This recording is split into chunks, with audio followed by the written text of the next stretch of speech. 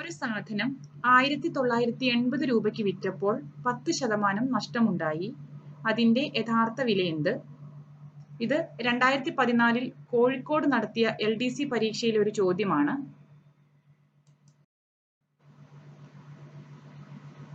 നമുക്കൊരു ഇക്വേഷൻ ഉപയോഗിക്കാം. നഷ്ടം വരുമ്പോൾ മുടക്കുമുതൽ കാണാനായിട്ട് വിറ്റ വില ഇൻറ്റു 100 ഡിവൈഡഡ് ബൈ 100 മൈനസ് നഷ്ടശതമാനം.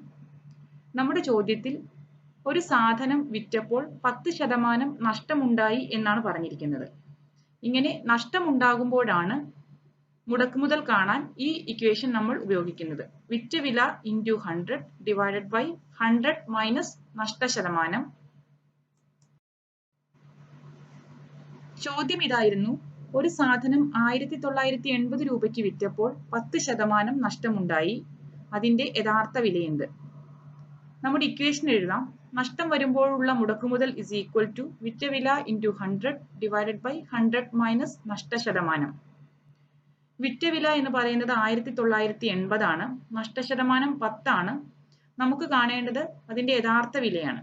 യഥാർത്ഥ വില കാണാൻ ഈ തന്നിരിക്കുന്ന വിവരങ്ങൾ നമ്മുടെ ഇക്വേഷനിൽ കൊടുക്കാം. 1980 ഇൻറ്റു 100 ഡിവൈഡഡ് ബൈ 100 മൈനസ് 10. അതായത് 1980 ഇൻറ്റു 100 ഡിവൈഡഡ് ബൈ 90. 2200 രൂപയ്ക്ക് വാങ്ങിയ സാധനമാണ് നമ്മൾ പിന്നീട് 10% നഷ്ടത്തിൽ 1980 രൂപയ്ക്ക് വിറ്റത്.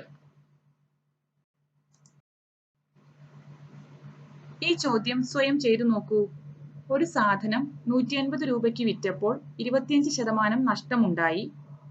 അതിന്റെ മേടിച്ച വില എത്ര? ഉത്തരം 200 രൂപ എന്നാണ്.